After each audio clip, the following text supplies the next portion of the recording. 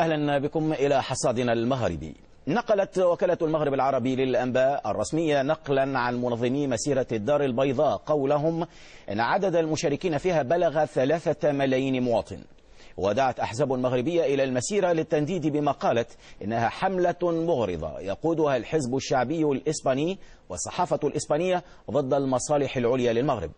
وذكر بيان لهذه الأحزاب أن المسيرة تأتي كذلك احتجاجا على ما قام به الحزب الشعبي الإسباني لتسريع التصويت بالبرلمان الأوروبي على قرار يحاول المس بالوحدة الترابية للمملكة ويسيء للعلاقات بين الشعبين الإسباني والمغربي حسب تعبير البيان. اختارت الأحزاب المغربية المشاركة في البرلمان مدينة الدار البيضاء كبرى مدن المغرب لتنظيم مسيرة شارك فيها مئات الآلاف، واختارت موقعا عرف بنشاط رجال المقاومة أيام الاستعمار الفرنسي لانطلاقها. أما هدفهم من تنظيم هذه المسيرة فهو التنديد بما قالوا إنه تحامل من الحزب الشعبي اليميني الإسباني على المغرب بعد أحداث مدينة العيون. المشاركون حملوا لافتات ورددوا شعارات تتهم الحزب الإسباني بالفاشية وبالحنين إلى الحقبة الاستعمارية، كما طالبوا بوقف ما يقولون إنها حملة من الإعلام الإسباني ضد المغرب. ويقول منظمو هذه المسيرة إن استهداف الحزب الشعبي الإسباني في هذه المسيرة الشعبية يأتي بعد أن تمادى في عدائه للمغرب. الأحزاب التي دعت إلى المسيرة تقول إن الحزب الشعبي شارك في مظاهرة معادية للمغرب في مدريد إلى جانب أحزاب اليسار المتطرف بعد أحداث العيون. وتضيف الأحزاب المغربية أن بعض قادة الحزب الشعبي الإسباني أدلوا بما اعتبرته هذه الأحزاب تصريحات نارية ضد المغرب وصلت إلى حد اتهامه بالدكتاتورية. المغرب يتهم الحزب الإسباني بالخصوص بتقديم وتسريع تصويت البرلمان الأوروبي على قرار يدعو إلى تحقيق مستقل في أحداث العيون تحت إشراف الأمم المتحدة، وهي النقطة التي أفاضت الكأس بالنسبة لهؤلاء. لم تشهد مدينة الدار البيضاء مسيرة شعبية بهذا الحجم من قبل، فقد شارك فيها مواطنون من كل أقاليم البلاد، وربما سعى منظموها أيضا إلى إبراز تماسك الجبهة الداخلية فيما يخص قضية الصحراء الغربية. وفي شأن ذاته قالت جبهة البوليزاريو إن القرار الصادر عن البرلمان الأوروبي المطالب بإجراء تحقيق دولي حول أعمال العنف التي شهدتها الصحراء الغربية في 8 من هذا الشهر يشكل انتصارا للصحراويين. وقال عبد القادر الطالب عمر القيادي في جبهة البوليساريو إن قرار البرلمان الأوروبي يكذب ما سماها مزاعم الرباط. وكان المغرب قد رفض قرار البرلمان الأوروبي الذي دعا من خلاله إلى السماح للأمم المتحدة بإجراء تحقيق في أحداث العيون. ومعنا من الدار البيضاء محمد ظريف الكاتب والمحلل السياسي. سيد ظريف، مسيرة بهذا الزخم ما الذي أرادت أن تبلغه من رسائل ولمن؟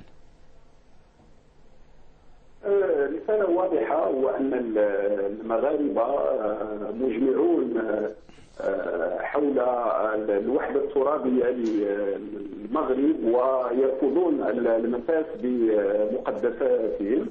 الرسالة موجهة للأطراف عديدة، موجهة أولا إلى الجزائر المتهمة من قبل المغاربة بمساندة الانفصاليين، موجهة إلى جزء من الشعب الإسباني المؤثر من قبل الحزب الشعبي الذي تمكن بالفعل من حشد مجموعة من وسائل الإعلام ودفعها إلى ترويج معلومات خاطئة حول ما جرى في مدينة العيون. إذن هناك أطراف عديدة مستهدفة بالرسالة التي تضمنتها مسيرة اليوم بالدار البيضاء.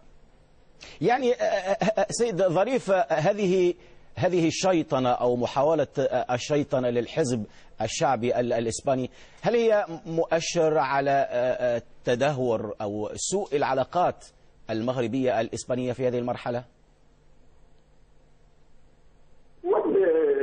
المشكل ليس مع الحزب الشعبي، أكيد أن هناك خطابا الآن موجها إلى الحزب الشعبي باعتباره يقود حملة ضد المغرب، وهذه حقيقة، لأن من يتتبع ما يروج له الحزب الشعبي يعتقد أننا أمام حزب لا يدافع عن البوليزاريو ولا يدافع عن الأطروحة الانفصالية، بقدر ما أصبح يعتبر بأن الصحراء هي جزء من إسبانيا وتم تفويتها في لحظات ما للمغرب. نحن نعرف بأن الحزب الإسباني أو الحزب الشعبي الإسباني صدر المغرب هو مصدر جميع الشرور بالنسبة لإسبانيا، يتهمه بانتهاكات حقوق الانسان وبالتساهل في تجاره المخدرات، والحزب الشعبي له موقف عنصري بين قوسين ضد الجاليه المغربيه. ولكن ما يثير المغاربه ليست هذه المواقف في الحقيقه، لان الحزب الشعبي معروف بمواقفه،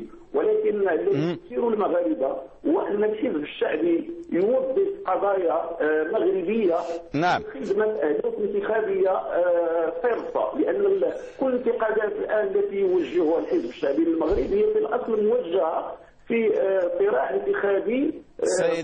سيد ظريف، سيد محمد ظريف الكاتب والمحلل السياسي من الدار البيضاء، أشكرك على هذه المشاركة.